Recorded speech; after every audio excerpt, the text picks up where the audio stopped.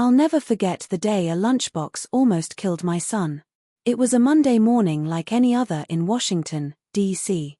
The city hummed with its usual rhythm, the sound of cars, people rushing, and the soft tapping of my heels on the marble floor of our kitchen. But that morning, something felt slightly off, like the air itself was holding its breath. I was packing for work. My perfume company had just launched a new fragrance line, my pride and joy. My son, Benjamin, stood by the mirror, straightening his tie with that confident smile I loved so much. He looked so much like his father when he was young, strong, ambitious, full of purpose. I felt that motherly ache of pride and fear all at once. In the kitchen, Clara, my daughter-in-law, moved gracefully between the stove and the counter. Her long chestnut hair was tied into a ponytail, her laughter spilling through the room as she chatted with her friends on speakerphone. She was making our lunches, a smaller one for me, a bigger one for Benjamin. I remember watching her calm, her warmth. "What a thoughtful girl you are," I said. "You take care of everyone." She turned, smiled, and said, "I just want everyone to eat well, Mom. Eating out isn't safe anymore." Her voice was light, casual. I smiled back, never realizing how those words would come to haunt me later. Before leaving, she placed the large lunchbox in Benjamin's car and handed me the small one. "Drive safe, Mom," she said, waving. I remember thinking how lucky I was to have a daughter-in-law like her, caring, cheerful, family-oriented. But as I later learned, that kindness had teeth. At the office, the air buzzed with laughter and gossip. My co-workers huddled around the coffee machine, sharing weekend stories. Around noon, I sat in the break room and pulled out my lunch. That's when I noticed something odd. The lunchbox was bigger than usual. Benjamin's, not mine. I chuckled softly. "Clara, you're getting as scatterbrained as your mother-in-law," I murmured, amused. I opened the lid, a lovely homemade meal, neatly arranged. But what caught my eye was something glittering along the rim, tiny white crystals, like sugar. "Huh," I said aloud, frowning. Why would there be sugar on the edge of a savory dish? A few co-workers leaned in. "Looks fancy, Mrs. Wallace," one joked. "Like a margarita glass." Everyone laughed. I did too. It felt silly, harmless. Then I took the lunchbox to my friend David. He was our company's safety consultant, a retired doctor who still carried the calm authority of a man who had seen too much. "Look at this," I said, teasingly. "My daughter-in-law's experimenting with garnish. Sugar on chicken." David smiled faintly and leaned closer. But when he rubbed the crystals between his fingers, his face went white. His eyes snapped up to mine, sharp, terrified. "Who prepared this?" he asked, his voice suddenly grave. "Clara, my daughter-in-law," I said, frowning. "Why?" He didn't answer. He just stared at me, then said in a voice that froze my blood, "Take your son to the hospital. Now." I laughed nervously. "David, what are you?" "Now," he shouted, gripping my wrist. "Don't argue. If you don't act immediately, your son won't survive." The room fell silent. Every sound, the hum of the lights, the chatter, vanished. It was as if the entire world stopped breathing. My chest tightened. "David," I whispered, my voice trembling. "You're scaring me. Tell me what's going on." He shook his head. "I can't explain here. Just go. Those crystals aren't sugar." I stared at him, at his pale face, the tremor in his hand, and something deep in my gut told me to listen. I picked up the lunchbox. It suddenly felt heavier, poisonous. I wrapped it carefully in a plastic bag. "I'm going," I said. David nodded. "Don't let anyone touch it. I'll meet you at the hospital." The ride to the University of Maryland Medical Center was a blur. "Faster, Jones," I urged my driver. My voice cracked. Outside the window, the city carried on, taxis honking, people laughing, the autumn sun reflecting on glass buildings. But for me, the world had turned gray. When I arrived, I rushed to the reception. "I need a food sample analyzed immediately," I gasped. "It may contain something dangerous." The nurse blinked at me, startled, but then nodded quickly. I heard David's voice through her phone, calm but urgent. Get it to toxicology right now, he said. I sat in the waiting room, my hands shaking. My thoughts swirled in chaos. Benjamin's smile this morning, his laughter, the way he used to call me mommy when he was small. Minutes turned into hours. Finally, a doctor walked toward me, a young man with kind eyes and a grave face. His name tag read Dr. Ethan Miller. "You're the one who brought the food container?" he asked. "Yes." My voice barely came out. He sat beside me, holding a report. "We analyzed the sample. The substance found is arsenic." I froze. Arsenic. The word felt like a shard of glass in my throat. He nodded. "If ingested over time, it damages the stomach, liver, kidneys. Eventually, it kills." I couldn't breathe. Every sound in the hospital seemed distant. Arsenic. Benjamin's recent fatigue. His pale face. His stomach pains. His sleepless nights. It all came crashing down like an avalanche. I pressed my trembling hands against my face. "He's been eating her food every day," I whispered. "Every single day." Dr. Miller's eyes softened. "Then we have to test him immediately. It's possible he's already been poisoned over time." I couldn't speak. I just nodded. When I left the hospital, the world outside felt unreal. The traffic lights, the chatter, the sky, everything blurred. I sat in the backseat of the car, clutching the bag with the lunchbox as if it were a bomb. My reflection in the window looked like a stranger, pale, broken, terrified. And through my tears, one thought echoed again and again. Who would do this to my son? And then, the name that made my stomach twist. Clara. The cheerful, loving woman who had smiled at me that morning. Who had said, "Eating out isn't safe anymore." A chill ran down my spine. Could it be her? Could the woman I called daughter be slowly killing my only son? I didn't know it yet, but that question would destroy everything I thought I knew about love, loyalty, and vengeance. I couldn't go home. Not after what Dr. Miller told me. I sat in the car, gripping that cursed lunchbox through the plastic bag. The streets of DC buzzed with life, people rushing, laughing, living. But inside me, everything was dead silent. Benjamin. My only son. Poisoned. The word kept echoing in my head like a scream I couldn't let out. My mind was chaos, faces, memories, moments flashing in painful fragments. And then her smile appeared. Clara's smile. Sweet. Warm. Perfect. "Eat well, Mom," she had said. "Eating out isn't safe anymore." My stomach turned. No. It couldn't be. She was family. She was my daughter. She loved Benjamin. She took care of him. Didn't she? I pressed my palms to my face and whispered, "Dear God, tell me this isn't true." But the voice inside me, the one mothers have, whispered back, "You already know it is." Instead of driving home, I told my driver, "Take me to Mr. Harrison's office." He looked at me through the mirror, confused. "At this hour, "Yes. Now." Mr. Harrison had been my attorney for over 20 years. If there was anyone who knew everything about my company, my assets, and my family's inheritance, it was him. When I walked into his office, he stood up in surprise. "Mrs. Wallace. What brings you here without an appointment?" I didn't waste time. "I need to see my will. Right now." His eyes widened slightly, but he didn't ask questions. He pulled a thick folder from a locked drawer, placed it on the desk, and flipped through the pages. "This is the version you last signed a year ago," he said, adjusting his glasses. I scanned the pages. The familiar, sterile language, assets, company shares, real estate, all meaningless words until I reached the inheritance clause. And then my blood ran cold. It said, if one of the beneficiaries passes away before the testator, the survivor inherits the entirety of the estate. In simple terms, if Benjamin dies, Clara gets everything. Everything. My voice trembled. "And, if I'm still alive?" Mr. Harrison frowned slightly. "You remain the primary owner of the company. But Benjamin's personal assets, his properties, his investments, would pass to his spouse. Legally, she'd become the main heir after your passing." The room tilted. The air left my lungs.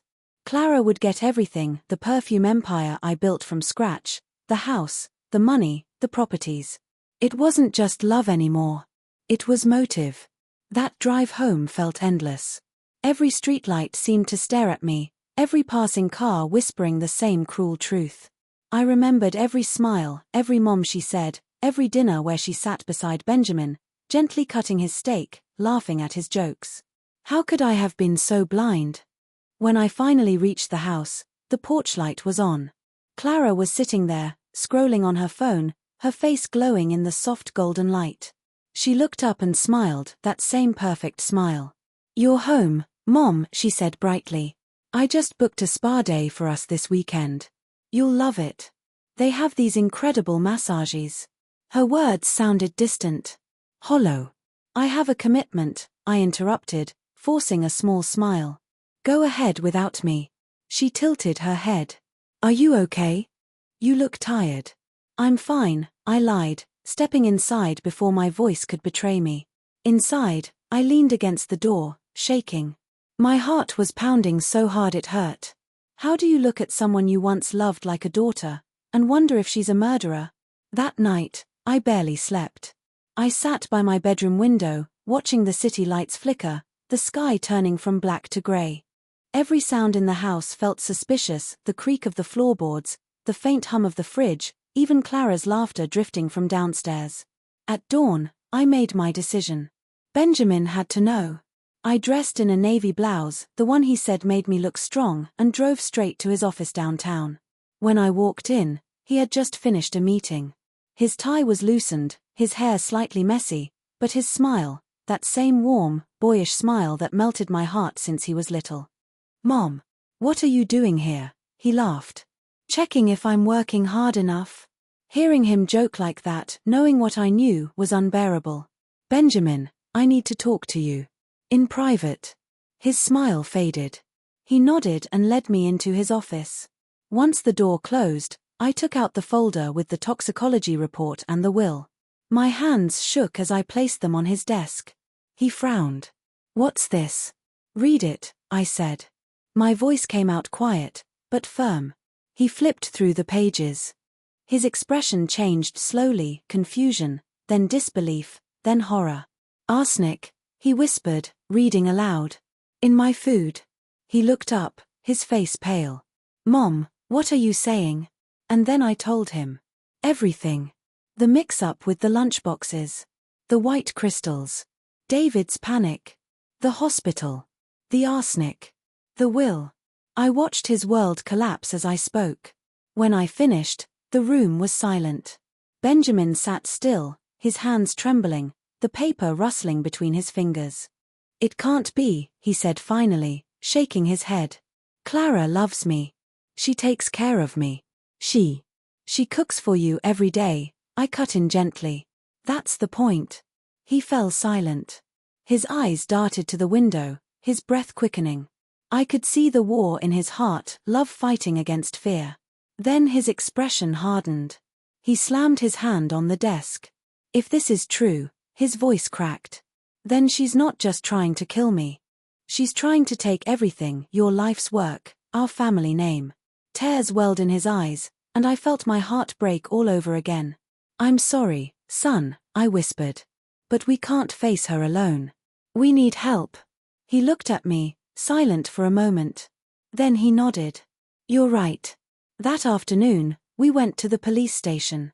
The officer who met us, Inspector Carter, was a serious man with sharp eyes and graying hair. We sat across from him in a small, plain office that smelled faintly of coffee and old paper. "Tell me everything," he said. And we did. Every single detail. He didn't interrupt, just scribbled notes, occasionally glancing at Benjamin's pale face. When I finished, he leaned back in his chair, folding his hands. "Mrs. Wallace," he said, "if what you're saying is true, this could be a serious case of attempted murder." The words hung in the air like a death sentence. My heart clenched. "So what happens now?" He glanced between us, his voice calm but firm. "We'll need evidence, samples, surveillance, anything that connects her to the poisoning. You must act normal. Don't let her suspect you know." Benjamin swallowed hard. You want me to go home to her? To eat her food again? Carter shook his head. Not a bite. We'll handle the food. You just need to keep her unaware. I nodded, my pulse hammering. We'll do whatever it takes. As we left the station, the air outside felt heavier than before. The night had fallen, dark, cold, full of secrets. Benjamin turned to me, his voice barely a whisper. Mom, what if we're too late? I took his hand, squeezing it tightly. We're not, I said. Not if I can help it. But deep down, I wasn't sure anymore. I couldn't sleep that night. Even though Benjamin and I had gone to the police, even though Inspector Carter promised to investigate, my heart refused to rest. Every creak in the house made me flinch. Every faint sound from the kitchen sent a chill down my spine. Downstairs, I could hear Clara humming softly that same song she always played when she cooked. Her voice used to make me feel at home. Now, it made my stomach twist. I lay in bed, staring at the ceiling, replaying everything. The arsenic, the will, Benjamin's pale face when he realized the truth. I wanted to believe there was some mistake, that Clara couldn't possibly be capable of this. But my mother's instinct kept whispering the same terrifying thing. She knew exactly what she was doing. The next morning, I watched her closely. She was in the kitchen again, just like every day. The smell of coffee and scrambled eggs filled the air. She looked normal. Too normal. Good morning, Mom, she said cheerfully. Did you sleep well? Her tone was warm, but I noticed the faintest flicker in her eyes, a flash of calculation, like she was checking to see if I suspected anything. I forced a smile. Like a baby, dear. Benjamin came down moments later, tie perfectly straight, his expression calm. He greeted Clara with a kiss on the cheek, too mechanical, too careful. He was trying to play his part, just as Carter had instructed. I sat at the table, pretending to sip my coffee while my eyes followed every move Clara made. She prepared Benjamin's lunch with her usual grace, her hands moving quickly. I noticed the way she measured things carefully, a spoon of sauce, a pinch of seasoning. Nothing random. Nothing careless. Every time she touched the food, my stomach clenched. Clara, I said softly, you really do take such good care of Benjamin. She smiled, still focused on packing the lunchbox. Of course I do. He works so hard. I just want him to stay healthy. Her words dripped with sweetness, but to me they tasted like poison. When she finished, she wiped her hands on a towel and handed Benjamin the lunchbox. Here you go, love. Don't forget to eat this time, okay? Benjamin's fingers hesitated for just a second before he took it. Thanks, he said quietly. He gave me a subtle glance, a signal. We both knew that lunchbox wouldn't reach his office. As soon as Clara left the kitchen, Benjamin whispered, Mom, take this to Carter. Now. I nodded, slipping the lunchbox into a plastic bag just like before. My hands were shaking, but I kept my voice steady. Be careful with her, Benjamin. She'll notice if something feels off. He nodded, his jaw tight. Don't worry. I can handle it. But the truth was, neither of us were handling it well. At the police lab, Inspector Carter met me in a small sterile room. He was calm, methodical, the kind of man who had seen too much darkness to ever be surprised by it again. He took the lunchbox carefully. If there's poison in here, we'll find it, he said. 2 hours later, he came back holding the results. His expression was grim. Mrs. Wallace, he said slowly, it's the same as before. Arsenic. Low doses, designed for long-term exposure. Whoever's doing this knows exactly what they're doing. I closed my eyes, gripping the edge of the table until my knuckles turned white. She's poisoning him slowly, I whispered. Every day. Carter nodded. It's calculated. She's careful, not enough to kill quickly, just enough to make it look like an illness. Fatigue, stomach pain, nausea, until one day, it's too late. My throat tightened. We have to arrest her. Not yet, he said firmly. We need undeniable evidence. The food samples are strong, but without catching her in the act or finding the substance in her possession, she could claim ignorance. I looked at him in disbelief. You're saying she might get away with this? He met my eyes. Not if we play it smart. You'll need to keep pretending you don't know. Let her believe she's still fooling you. The thought made me sick, but I nodded. I'll do whatever it takes. That evening, I returned home with a weight in my chest heavier than ever. Clara was on the couch watching TV, legs tucked under a blanket, smiling when she saw me. Mom, I ordered takeout tonight. You've been working too hard. Takeout. For the first time in days, I felt relief. At least there'd be no home-cooked meal tonight. I joined her, forcing a smile. She handed me a plate of noodles, her eyes kind and casual, too casual. So, she said between bites, Benjamin's been staying late at work again. You know how men are always chasing success. I nodded, studying her face. Her tone was light, but her eyes were sharp, watching me closely. It hit me then, she was suspicious. I laughed softly, trying to sound normal. He's always been a workaholic. Just like his father. She smiled. Yes, I suppose he gets that from you too, doesn't he? Always in control. Her words lingered. Something in her tone wasn't right, like there was a hidden meaning beneath them. I changed the subject quickly, but the tension between us was palpable, like an invisible wire stretching tighter with every word. Later that night, after she went to bed, I tiptoed into the kitchen.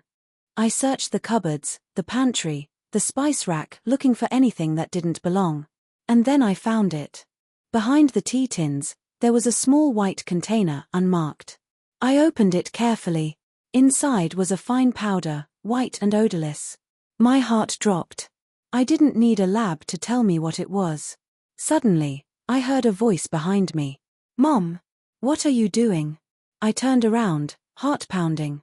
Clara was standing in the doorway, her robe loosely tied, her hair falling over her shoulders. Her face was calm, too calm. I was just looking for chamomile tea, I stammered, quickly closing the container. She smiled faintly and stepped closer. You're not usually up this late. Neither are you, I wanted to say. Instead, I forced a small laugh. Couldn't sleep.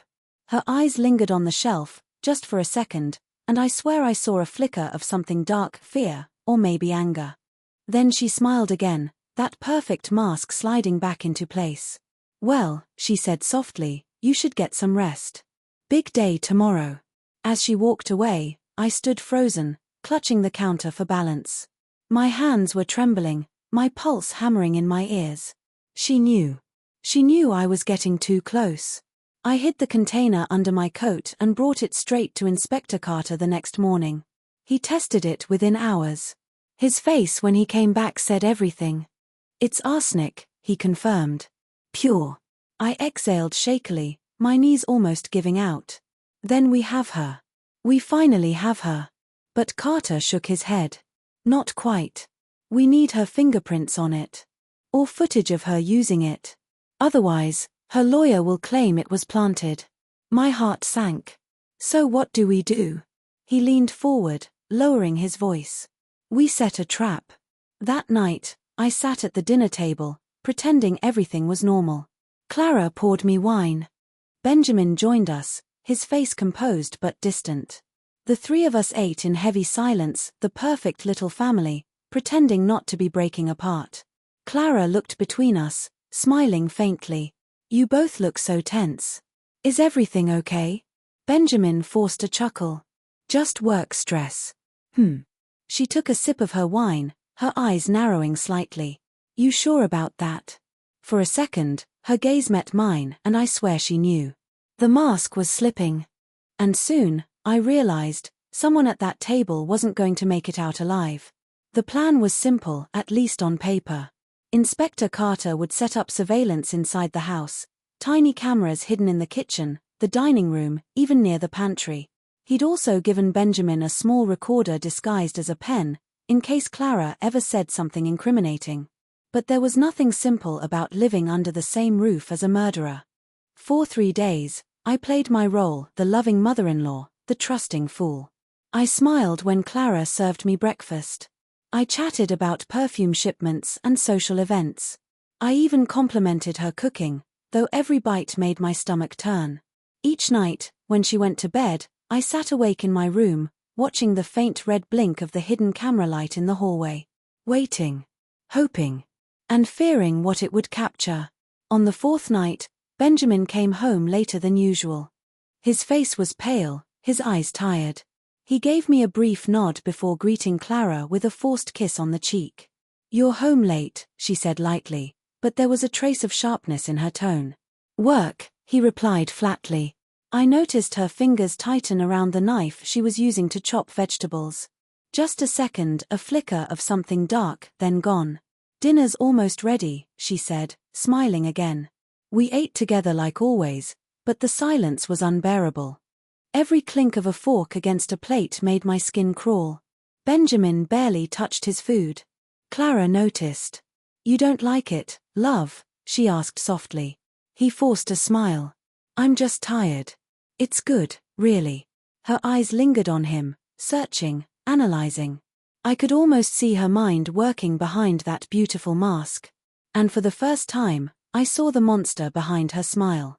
Later that night, I was in the living room pretending to read when Clara walked in. She looked radiant, her long hair falling loose, her robe tied perfectly. "Mom," she said sweetly, "I made Benjamin's lunch for tomorrow. Would you like me to pack one for you too?" My heart skipped. This was it, the moment we'd been waiting for.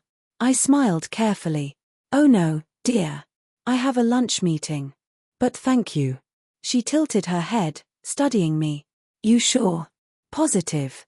"All right," she said cheerfully. "I'll just leave his in the fridge." As soon as she left the room, I sent a quick text to Carter. "She's preparing it now. Fridge. Top shelf." He replied instantly. "Do not touch it. We'll collect it in the morning." I exhaled slowly, forcing myself to act normal. But Clara didn't go upstairs. I could hear her pacing in the kitchen for a while, opening and closing drawers. The faint clink of glass. Then silence. The next morning, the lunchbox was gone. Benjamin came downstairs in his suit, his face tense. "She already put it in my car," he whispered to me when Clara went to get coffee. "Perfect. Exactly what we needed." We drove together to the police station, pretending it was just another carpool day. The officers collected the lunchbox with gloves and sealed it immediately. Within 2 hours, the lab confirmed it again: arsenic. Only this time, the dosage was higher. Deadly. Inspector Carter's face hardened. "She's escalating. She's realized Benjamin isn't getting worse fast enough. We have enough evidence to move now, but I want her caught red-handed." He explained the plan. That night, Benjamin would confront her. The conversation would be recorded.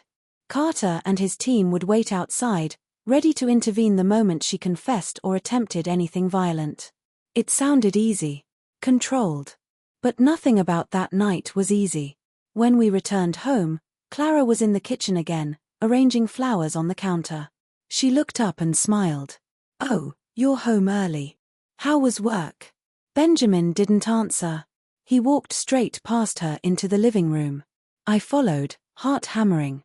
He turned to her, voice low but steady. "Clara, we need to talk." She paused, her smile faltering. "About what?" He stared at her for a long moment. "About the lunches you've been making me." For a split second, her face went blank, then she laughed. "What do you mean? You make it sound like a crime." He didn't laugh. "The hospital analyzed them. They found arsenic." Silence. Clara's laughter died instantly. She stared at him, her mouth slightly open, then shook her head slowly. "That's ridiculous. Someone's lying to you." "I don't think so," Benjamin said. His voice was calm, but I could see his hands trembling. "The police have the samples. They're outside right now, listening." Her eyes flicked toward the window, just a quick glance, but it was enough to confirm what I feared. She knew. Then her expression changed completely. Her lips curled into a small, eerie smile. "So you think I tried to poison you?" "Yes," Benjamin said. "Why, Clara? Why would you do this to me? To my mother?" She laughed again, but this time it was cold, sharp. "Because, Benjamin, I'm tired." My breath caught. "Tired?" he repeated, confused. "Yes," she hissed. "Tired of living in her shadow. Tired of being the second woman in this house. Everything, the money, the brand, even you, revolves around her. You think you're successful because of your hard work? No. It's because mommy pays your bills. I froze. Her words hit like shards of glass. You married me for love, she continued, her voice trembling with rage, but I became your maid. Your mother's assistant. I was never family. Just decoration. Clara, that's not true, Benjamin said, his voice cracking. She smiled bitterly. Isn't it? She has everything. I had nothing. Until I realized there was one way to change that. I felt my knees weaken. Benjamin's face turned pale. Clara, please stop. She took a step closer, her voice turning venomous. Don't you understand? I wasn't trying to kill you right away. I just wanted her gone first. Then everything would have been ours.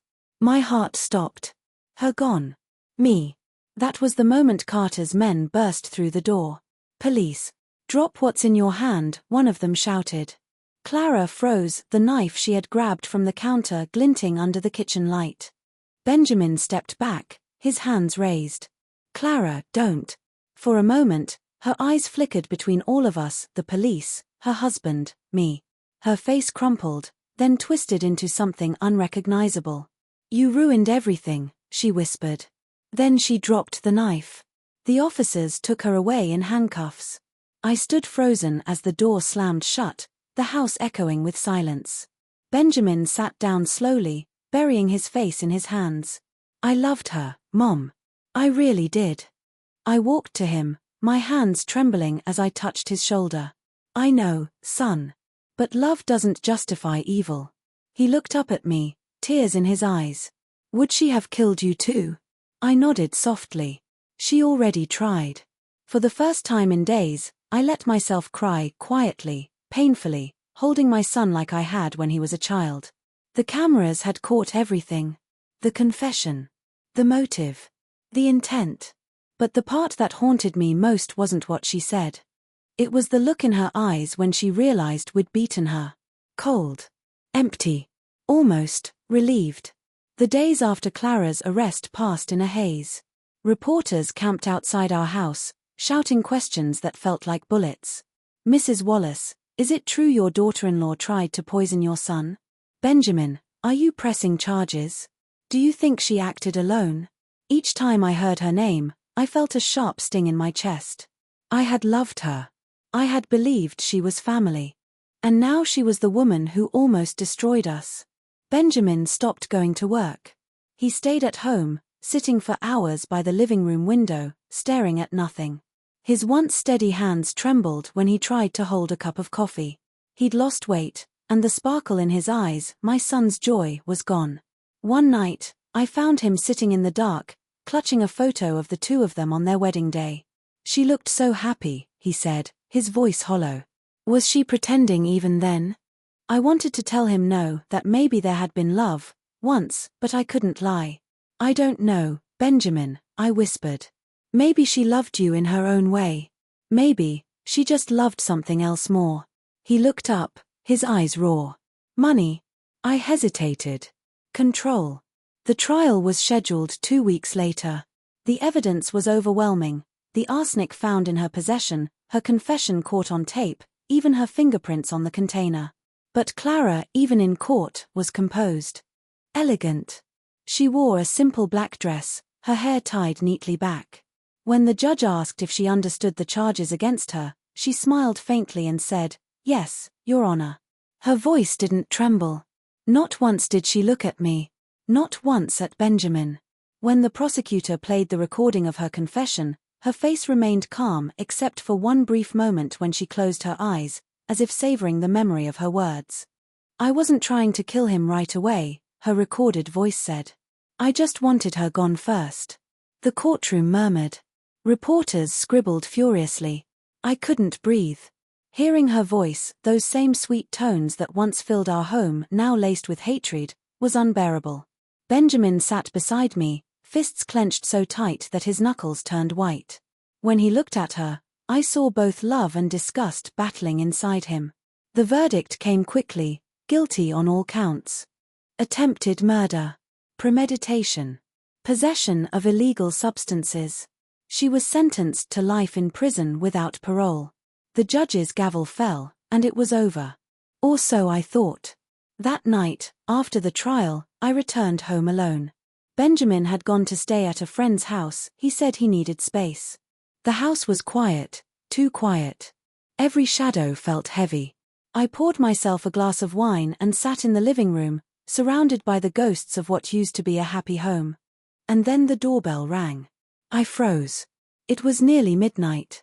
When I opened the door, there was no one, just an envelope on the doormat. No return address. My name written neatly in handwriting I recognized instantly.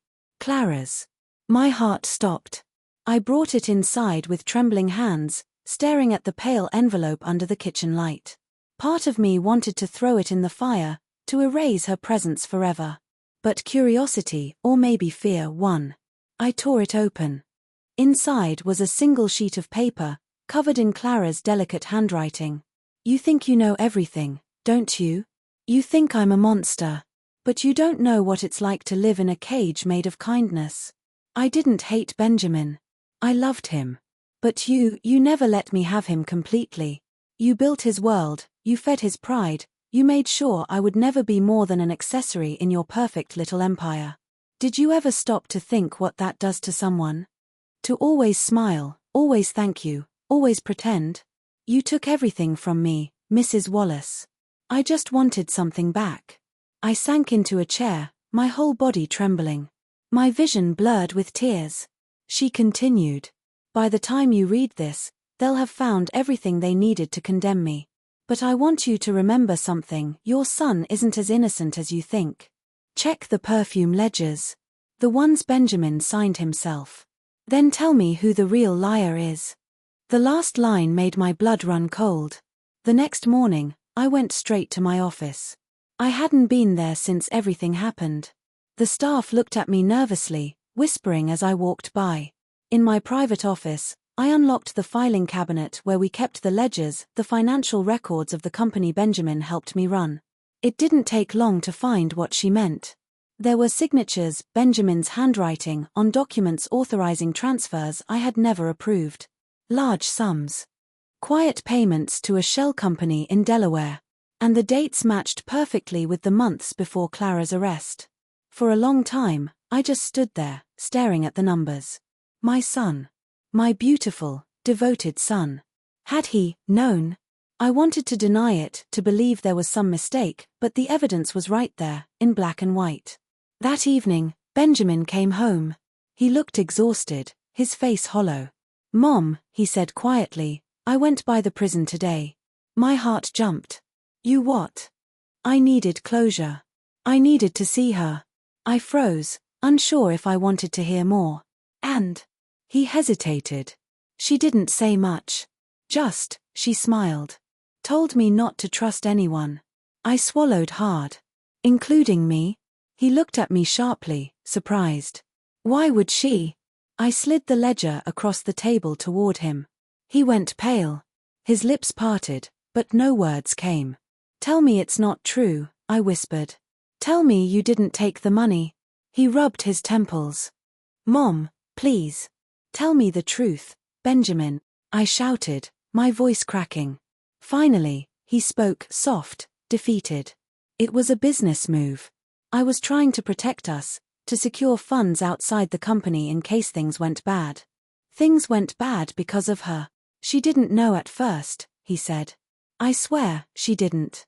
But when she found out, she used it. I staggered back, covering my mouth. She blackmailed you. He nodded weakly. She said if I didn't keep quiet, she'd expose me. She made me believe it was temporary, that she just needed control of the money to fix things. I didn't realize until it was too late. The room spun. Benjamin, my God. He reached for me, but I pulled away. I didn't know who to hate more, her for poisoning him, or him for letting her into our world, for hiding lies under my roof. You almost died, I whispered. And for what? To protect her.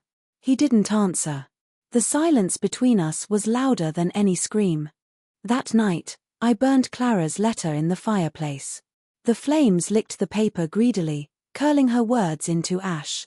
But even as the fire consumed them, her voice echoed in my head. You took everything from me. I sat there until the last ember died. Benjamin came in quietly, standing behind me.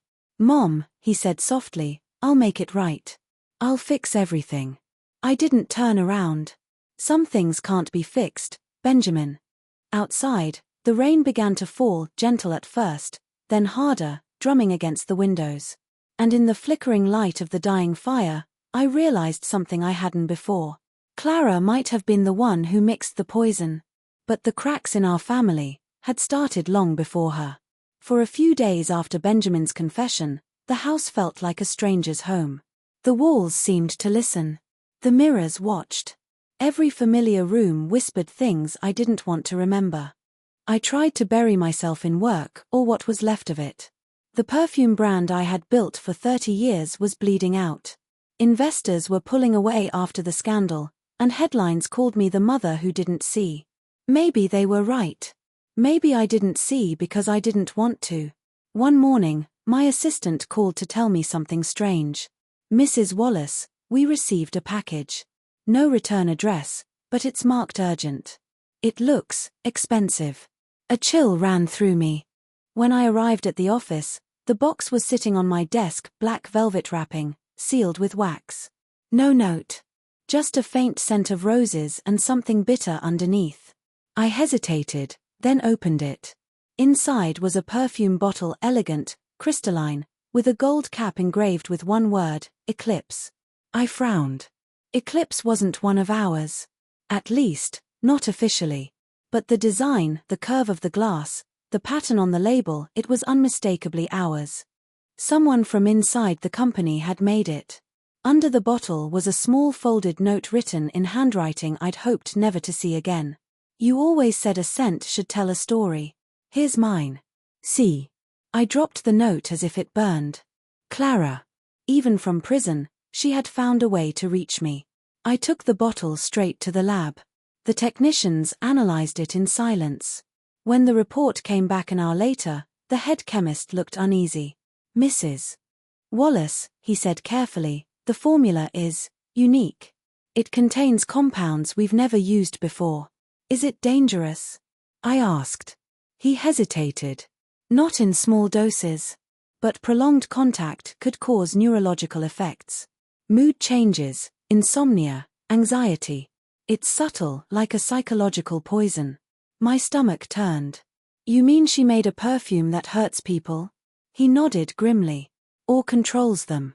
I went home that night with the bottle still in my bag. I sat at the kitchen table, staring at it for hours. The liquid shimmered faintly in the light, pale gold with a hint of silver. Beautiful. Deadly. I uncapped it slowly. The scent filled the air. Sweet. Floral. Addictive. And for a second, I almost understood her. Because it smelled like me. Like my signature perfume. She hadn't just copied the brand. She had become it. That was her final revenge, her masterpiece. The next day, I visited her in prison. The guards escorted me into a cold grey room with a metal table. When she walked in, wearing an orange jumpsuit, she looked smaller somehow. But her eyes, those bright, sharp eyes, were still the same. She smiled faintly. You came. I got your package, I said. Her smile widened. Ah. You liked it. What the hell did you do, Clara? She tilted her head, pretending to think. I created something beautiful. Isn't that what you always said we should do? Create beauty, no matter the cost. It's poison. So was your love, she said softly. I froze. She leaned forward, her voice lowering. You think you're so pure. The perfect mother, the perfect woman. But you built your empire by turning people into shadows, assistants, sons, daughters-in-law. You shape them until they disappear, and then you call it care. That's not true, I whispered. She smiled sadly. You didn't kill me, Mrs. Wallace. You created me. For a moment, we just stared at each other through the glass.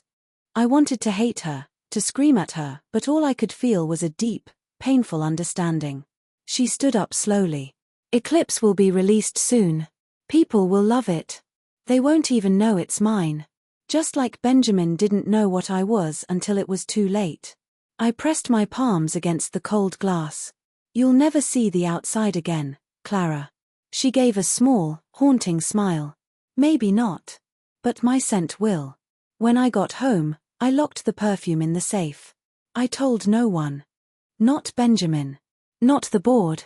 But the next morning, I turned on the TV and froze. The news anchor was smiling. In breaking news, an anonymous luxury brand has released a limited edition perfume called Eclipse. It's already trending on social media, hailed as the scent of desire and power. Early buyers describe it as intoxicating. I dropped the remote. My phone buzzed. A text from an unknown number. Told you they'd love it. My vision blurred. My breath caught in my throat. How? How could she have done it from inside? Then I realized she didn't have to. She'd planned it all before. Every formula, every shipment, every connection. It was all part of the brand she'd helped build. Her ghost wasn't in the house anymore. It was in the world. A week later, I walked into the perfume warehouse, alone. The workers greeted me nervously. They'd heard rumors that I might shut everything down. And maybe I should have. But as I walked through the rows of boxes labeled Eclipse, I stopped. The scent lingered in the air, faint, seductive, familiar. I opened one of the bottles. It smelled like roses. Like betrayal. Like a memory I could never wash away. For a moment, I thought of Benjamin, broken but healing. Of Clara, somewhere behind concrete walls, smiling in the dark. And of myself, the woman who built beauty and lost everything to it. That night, I stood in front of the mirror, holding the bottle. My reflection looked tired, haunted, older. I whispered, "You win, Clara." Then I sprayed it once on my wrist. Just once.